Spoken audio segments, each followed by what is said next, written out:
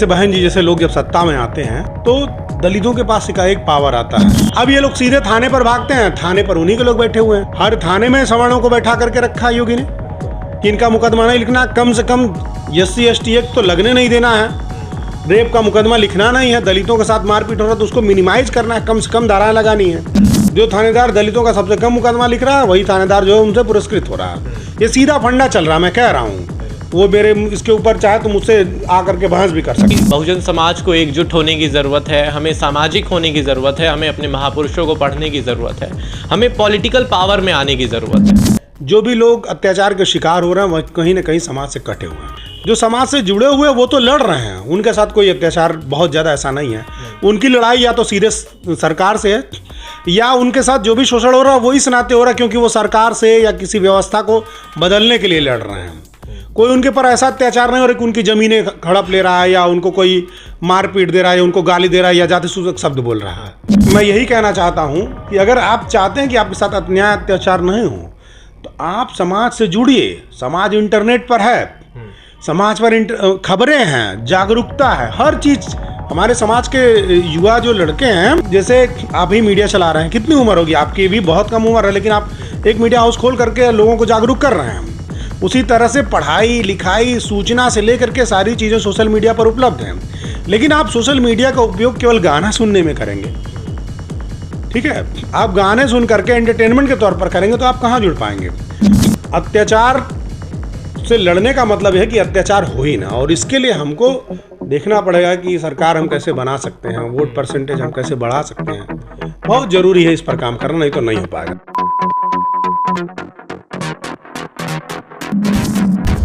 लगातार बहुजन समाज पर अन्याय अत्याचार अपराध हो रहा है और बढ़ रहा है। आए दिन हमें खबरें सुनने को मिलती हैं कि इस बहुजन समाज के इस व्यक्ति के साथ ये हो गया, इसे मार दिया गया, इसे पानी पीने नहीं दिया गया, इस लड़की के साथ दुष्कर्म हो गया। ऐसी तमाम खबरें हमें सुनने को मिलती हैं आए दिन सोशल मीडिया पर। और ऐसे जो न्यू स्ट्रीम मीडिया है या फिर जिसको इंटरनेट मीडिया कहा जाता है, इस पर मेन स्ट्रीम मीडिया में तो ये सब खबरें बहुत दूर रहती हैं, लेकिन ये तमाम खबरें हमें किसी ना किसी माध्यम से मिल जाती हैं।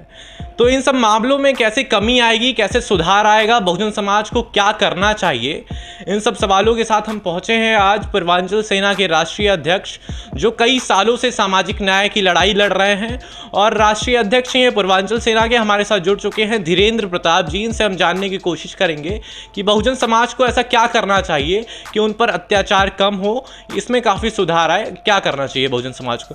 बहुत बहुत स्वागत है सर। धन्यवाद। आपके सभी दर्शकों को मैं नमस्कार करता हूं। देखिए, ये जो अत्याचार का मामला है, इस पर बहुत समझ के काम करना पड़ेगा।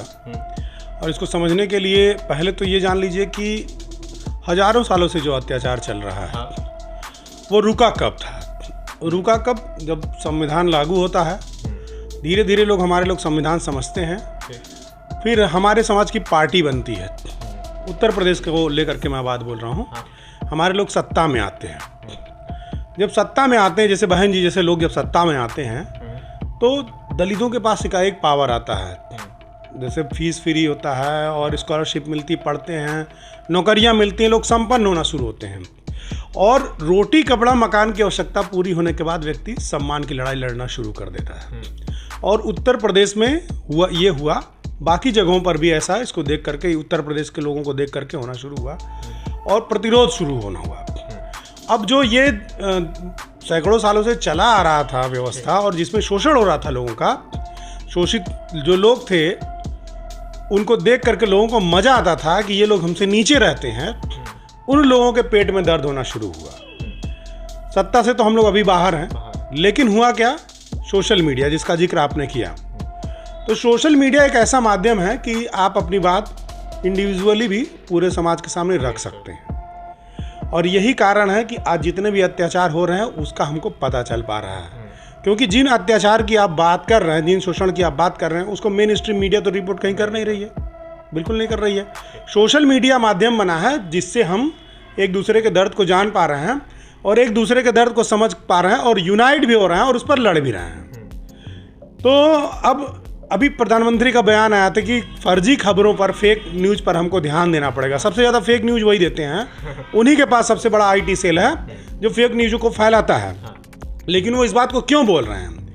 क्योंकि वो बताना चाहते हैं कि हम आप जो खबरें कर रहे हैं ना, उस पर भी ध्यान देने की ज़रूरत है। हम आप जो अपना दर्द बयां कर रहे हैं, इस पर भी ध्यान देने की ज़रूरत है। और जब वो व्यक्ति आज बोलता है तो कल उस पर कानून बनाता, परसों उस कानून के माध्यम से उस पर बैन लगाता है। हो सकता है आज फाउंडेशन डाला हो नरेंद्र मोदी ने, फेक न्यूज़ फैलाना बंद किया जाए, कल को वो इंटरनेट ही बैन कर दे या इंटरनेट को कंट्रोल करे, या आज आप फेसबुक पर जो भी मन चाह पोस्ट कर देते हैं, उसका हिसाब आपको देना पड़ सकता है कि आप फेसबुक पर, सोशल मीडिया पर क्या लिख रहे हैं, क्या पढ़ रहे हैं, उसका रिकॉर्ड आप रखिए। प्राइवेसी नाम की चीज़ ही खत्म हो जाएगी। तो एक बात यह है। दूसरी बात यह है कि देखिए, हमारी सोसाइटी में लोग डिस्कनेक्ट हैं। मैं चूँकि फील्ड में रहता हूँ, तो जब मुझसे कोई पीड़ित मिलने आता कि मेरा मुकदमा नहीं लिखा जा रहा, हमारे साथ मारपीट हुआ, या हमारी ज़मीन कब्जा हुई है, या हमको यहाँ ठगा गया, या हमारी लड़की को छेड़ा गया, तो मैं उसका बैकग्राउंड पूछता हूँ। और बैकग्राउंड में मुझे जो निकल करके आता वो ये आता है कि वो व्यक्ति समाज से कटा हुआ था। 99% मामले दलितों के जिन पर अत्याचार हो रहा है, वो सोसाइटी से कटे हुए हैं। एक उदाहरण मैं आपको सुनाता हूँ। एक फ्रॉड मीडिया बहुत ज़्यादा चल रहा है सोसाइटी में इस समय। वो व्हाट्सएप पर कोई लड़की कॉल करेगी और उसमें आपको बातचीत करके आपसे जो है वो कुछ आपसे अतरंग वीडियो बनवा लेगी, ठीक है। और वीडियो बनवा करके फिर उसके बाद आपको ब्लैकमेल करेगी। कई लोग फिर उसके सामने आ जाएंगे, वो ब्लैकमेल करेंगे आपको कि आपका वीडियो बन गया और आपका वीडियो, अतरंग वीडियो जो है यूट्यूब या फेसबुक पर, सोशल मीडिया पर डाल के आपको बदनाम कर दिया जाएगा, और वो पैसा ऐंठते हैं। ये स्कैम चल रहा लगभग 2 सालों से। 2 सालों से बहुत ज़्यादा पॉपुलर हो गया स्कैम। लेकिन जो जागरूक है, जो समाज में उठ बैठ रहे हैं, उनके पास भी कॉल आ रहा है, वो नहीं फंस रहे हैं। जो समाज से कटे हुए हैं, जिनको इसकी खबर नहीं है, इसके बारे में जानकारी नहीं, वो स्कैम में फंस जा रहे हैं। ये उदाहरण मैं क्यों दे रहा हूँ? तो मेरा कहने का, उदाहरण से माध्यम से कहने का मतलब यही है कि जो भी लोग अत्याचार के शिकार हो रहे हैं, वह कहीं ना कहीं समाज से कटे हुए हैं। जो समाज से जुड़े हुए वो तो लड़ रहे हैं, उनके साथ कोई अत्याचार बहुत ज़्यादा ऐसा नहीं है। उनकी लड़ाई या तो सीधे सरकार से है, या उनके साथ जो भी शोषण हो रहा है वो इस नाते हो रहा है क्योंकि वो सरकार से या किसी व्यवस्था को बदलने के लिए लड़ रहे हैं। कोई उनके पर ऐसा अत्याचार नहीं हो रहा कि उनकी ज़मीनें हड़प ले रहा है, या उनको कोई मारपीट दे रहा है, या उनको गाली दे रहा है, या जाति सूचक शब्द बोल रहा है। तो मैं यही कहना चाहता हूँ कि अगर आप चाहते हैं कि आपके साथ अन्याय अत्याचार नहीं हो, तो आप समाज से जुड़िए। समाज इंटरनेट पर है, समाज पर खबरें हैं, जागरूकता है, हर चीज़। हमारे समाज के युवा जो लड़के हैं, वो जैसे आप ही मीडिया चला रहे हैं, कितनी उम्र होगी आपकी? भी बहुत कम उम्र है, लेकिन आप एक मीडिया हाउस खोल करके लोगों को जागरूक कर रहे हैं। उसी तरह से पढ़ाई लिखाई, सूचना से लेकर के सारी चीज़ें सोशल मीडिया पर उपलब्ध हैं। लेकिन आप सोशल मीडिया का उपयोग केवल गाना सुनने में करेंगे, ठीक है। आप गाने सुन करके एंटरटेनमेंट के तौर पर करेंगे तो आप कहाँ जुड़ पाएंगे? कुल मिलाकर ओवर कहा जाए तो अत्याचार का एक बड़ा कारण ये है। दूसरा बड़ा कारण कि सोसाइटी से हम लोग डिस्कनेक्ट हैं। सोसाइटी में मिल के रहना होगा, यूनिटी बना के रखनी होगी, और तभी हम इस अत्याचार से बच सकते हैं। ओवरऑल कहने का मतलब ये है कि जो बहुजन समाज है वो डिस्कनेक्ट है सोसाइटी से, और हम एकजुट नहीं हैं, बटे हुए हैं। तो अच्छा, इसको एकजुट करने का जो शुरुआत है और कनेक्ट होने की जो शुरुआत है, वो कहाँ से हो सकती है, कैसे होगी? देखिए, बहुजन समाज के पास इतना काम है। आप जागरूक व्यक्ति हैं, आप जानते होंगे कि हमारा इतिहास कितना समृद्धशाली था। हमको अपना इतिहास भी संजोना है, उसको पुनर्जीवित भी करना है। वो ठीक ढंग से हमारे बीच आ पाए, कोई विकृत रूप ना उसका आ जाए, उस पर भी ध्यान देना है। रोटी कपड़ा मकान की आवश्यकता से भी हम जूझ रहे हैं। मतलब हमको कुआं भी खोदना, पानी भी करना, लड़ाई भी लड़ना है, किला भी बनाना, सब करना है। हमको A to Z काम करना है। तो आपके पास कहीं से भी खड़े हो जाएंगे, काम शुरू हो जाएगा। आप कहीं से भी खड़े होकर के आप सोशल मीडिया पर बहुजन समाज खोलिए, बहुत सारे पेज मिल जाएंगे। आप एक अपना व्हाट्सएप ग्रुप बना सकते हैं, बहुत सारे संगठन, उनसे आप जुड़ सकते हैं। और देखिए, कुछ बेसिक चीज़ें हैं, जैसे कि एक मैं इंसिडेंस बता रहा हूँ, अभी 1 हफ्ते पहले की घटना है। एक लड़की के साथ छेड़छाड़ होता है। छेड़छाड़ क्या, उसका रेप हुआ, लड़की का रेप हुआ। जब वो थाने पर पहुंचे तो उनको ये नहीं मालूम था कि हमको प्रार्थना पत्र कैसे लिख करके थाने में देना, एप्लीकेशन कैसे लिखना है, एक बेसिक चीज़ नहीं मालूम था। तो जिसने एप्लीकेशन लिखा उसने छेड़छाड़ और रेप की बात लिखी ही नहीं, केवल मारपीट की बात लिख दी, और मामूली धाराओं में जो लोग मारपीट रेप किए थे उनका चालान हो गया। बस मामूली धारा, खड़े खड़े जमानत मिल गई। और बाद में इन्होंने बताया कि हमारे साथ रेप हुआ था, हमने उनसे बताया था थाने पर कि ये लड़की के साथ रेप हुआ, लेकिन उन्होंने लिखा नहीं। तो ये बेसिक जानकारियां हमको रखनी होंगी कि एप्लीकेशन कैसे लिखा जाता है, IGRS कैसे किया जाता है, ऑनलाइन कैसे शिकायत किया जाता है। और इसके लिए कुछ नहीं करना है, आप YouTube पर खोजिए कि FIR कैसे लिखाना है, ऑनलाइन FIR कैसे लिखाना है, FIR कैसे लिखें, एप्लीकेशन कैसे लिखें, ये सारी चीज़ें आपको YouTube पर, Facebook पर मिल जाएंगी। और किसी जानकार व्यक्ति से पूछ लेंगे तो आपको मिल जाएगा। और जो भी शिकायतें और जो भी घटनाएं होती हैं, उनकी शिकायतें केवल थाने में नहीं करना है। जो भी लोग सुन रहे हैं समझें कि केवल थाने में नहीं करना, आप उसको तत्काल ऑनलाइन करिए। CUG नंबर सारे भी पुलिस विभाग का सबका है, व्हाट्सएप है, उस पर भी कर दीजिए आप ऑनलाइन, ऑफलाइन। और उसके बाद पत्राचार के माध्यम से, यानी कि अगर आप अब थाने में एप्लीकेशन दे रहे हैं तो उसकी एक कॉपी ऑनलाइन करिए, एक कॉपी जिलाधिकारी को, एक कॉपी वरिष्ठ पुलिस अधीक्षक को, एक कॉपी मानवाधिकार आयोग को, एक कॉपी SC/ST आयोग को, महिला से जुड़ा मामला है तो एक कॉपी महिला आयोग को। इतना तो कम से कम आपको करना पड़ेगा। और 2-4 कॉपी ऐसा भी करिए, जो भी संगठन है उनको भी भेज दीजिए, बाई पोस्ट भेज दीजिए कि ये हमारी पीड़ा, ये हम आपको अवगत करा रहे हैं, हो सकता है हमको आपकी ज़रूरत पड़े। तो जब आप कई जगहों पर अपने एप्लीकेशन को भेजेंगे तो थाने में आपका एप्लीकेशन बदला नहीं जाएगा।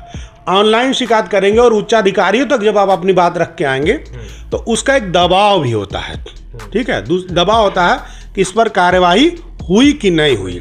अब ये लोग सीधे थाने पर भागते हैं, थाने पर उन्हीं के लोग बैठे हुए हैं। हर थाने में सवर्णों को बैठा करके रखा है योगी ने कि इनका मुकदमा नहीं लिखना, कम से कम SC/ST एक्ट तो लगने नहीं देना है, रेप का मुकदमा लिखना नहीं है, दलितों के साथ मारपीट हो रहा है तो उसको मिनिमाइज करना है, कम से कम धाराएं लगानी है। वो तो पूरा एक मतलब सेट करके बैठे हुए हैं कि तुमको मुकदमा दलितों का नहीं लिखना है। जो थानेदार दलितों का सबसे कम मुकदमा लिख रहा है वही थानेदार जो है उनसे पुरस्कृत हो रहा है। ये सीधा फंडा चल रहा है, मैं कह रहा हूँ। वो मेरे इसके ऊपर चाहे तो मुझसे आकर के बहस भी कर सकते हैं। तो आपको कई जगह से करने होंगे। और आपको बता दें कि जब आप कई जगह से करे रहेंगे, एप्लीकेशन दिए रहेंगे कई जगहों पर, तभी आपका काम हो पाएगा। ये चीज़ करना पड़ेगा। अब इतना आप कर लेंगे तभी आप अपनी लड़ाई लड़ पाएंगे। और सबसे अंतिम बात यह है कि अत्याचार से लड़ने का कोई मतलब नहीं होता है कि अत्याचार उससे ख़त्म हो जाएगा। अत्याचार और न्याय की जो बात है ना, वो उसको समाप्त करने का मतलब होता है कि अत्याचार हो ही ना। कोई रेप हो गया, किसी की हत्या हो गई, आप कितना भी लड़ाई लड़ लीजिए, किसी को भी फांसी पर चढ़ा दीजिए, वो व्यक्ति लौट करके आने वाला नहीं है। आपकी जो गरिमा भंग हुई है वो आपको मिलने वाली नहीं है, खास करके आपकी सोसाइटी को। तो अत्याचार से लड़ने का मतलब है कि अत्याचार हो ही ना। और इसके लिए हमको देखना पड़ेगा कि सरकार हम कैसे बना सकते हैं, वोट परसेंटेज हम कैसे बढ़ा सकते हैं। बहुत ज़रूरी है इस पर काम करना, नहीं तो नहीं हो पाएगा। अभी मैं आपको बता दूं कि नगर निगम का चुनाव हमारे यहाँ 2-3 महीने में होना है। गुजरात चुनाव के बाद होगा हमारे यहाँ। मेरे लाइन में, इस लेन में जो है 12 घर हैं लगभग, और 12 घर में 60 वोटरों का नाम वोटर लिस्ट में नहीं था। मेरे पास फॉर्म रखा, आप टेबल पर देख लीजिए कि 60 दलित वोटरों का नाम वोटर लिस्ट से गायब था। उसको मैंने लड़ झगड़ करके BLO से और उससे उन वोटरों का नाम बढ़ाया। तो मतलब 12-15 घर हैं इस लेन में, और 12-15 घरों में 60 वोटरों का नाम जो है लिस्ट में नहीं है। आप सोचिए, तो विधानसभा लेवल पर कितना वोटरों का नाम गायब होगा। सरकार बना पाएंगे हम? कभी नहीं बना पाएंगे। और जब सरकार नहीं बना पाएंगे तो हम आप जैसे छोटे मोटे नेता एक्टिविस्ट लड़ करके पेपर में छाप लेंगे, थोड़ी वाहवाही हो जाएगी, लेकिन न तो अन्याय खत्म होगा ना अत्याचार खत्म होगा। आपको सरकार बनाना पड़ेगा। साजिश छोटे लेवल से ही शुरू हो जाती है। बिल्कुल, छोटे से बड़े लेवल पर, हर लेवल पर वो साजिश कर रहे हैं। वो EVM में भी गड़बड़ टेम्परिंग कर रहे हैं, वो वोटर लिस्ट में भी नाम गायब कर रहे हैं, वो आपको खरीद भी रहे हैं, वो आपको मजबूर भी कर रहे हैं, आपको बूथ पर जाने भी नहीं दे रहे हैं, वो सारी चीज़ें कर रहे हैं वो तो है। हाँ, जैसा कि सर ने बताया कि बहुजन समाज को एकजुट होने की ज़रूरत है, हमें सामाजिक होने की ज़रूरत है, हमें अपने महापुरुषों को पढ़ने की ज़रूरत है, हमें पॉलिटिकल पावर में आने की ज़रूरत है। क्योंकि जब हम पॉलिटिकल पावर में आएंगे तभी हम सत्ता में आएंगे और हमें पावर मिलेगा। हम अपनी बातों को एकदम सरेआम बेबाक होके किसी के सामने भी रख पाएंगे, कहीं पे भी जा पाएंगे, कुछ भी कर पाएंगे। क्योंकि जब तक हमें पॉलिटिकल पावर नहीं मिलती है तब तक हम कुछ चीज़ों में बंधे हुए रहते हैं, मतलब जो चीज़ें करनी होती है वो भी नहीं कर पाते। सही कह रहा हूँ हाँ, ये चीज़ें कहीं ना कहीं लाजमी है कि ऐसा होता है, इसीलिए हमें पॉलिटिकल पावर में आना बेहद ज़रूरी है। हमारे साथ थे पूर्वांचल सेना के राष्ट्रीय अध्यक्ष धीरेन्द्र प्रताप जी। इनसे बात करके हमें बेहद अच्छा लगा। उम्मीद है आपको भी इनकी बातें समझ आई होंगी। और इस पूरी बात पर, इस पूरे वीडियो पर आपकी क्या राय है कमेंट सेक्शन में ज़रूर बताइएगा। और जो इनका संदेश था, सर का हमारे संदेश था, ये संदेश आपको कैसा लगा और आप कैसे शुरुआत कर रहे हैं एकजुट होने में, और बहुजन समाज को एकजुट करने में आपकी शुरुआत कैसे हो रही है, ये भी कमेंट सेक्शन में हमें ज़रूर बताइएगा। बहुत बहुत शुक्रिया। मैं अर्नव। अगर आप इस वीडियो को यूट्यूब पर देख रहे थे तो हमारे चैनल को सब्सक्राइब करना ना भूलिए। अगर आप इस वीडियो को फेसबुक पर देख रहे हैं तो हमारे पेज को लाइक करना ना भूलिए। बहुत बहुत शुक्रिया। जय भीम, जय भारत।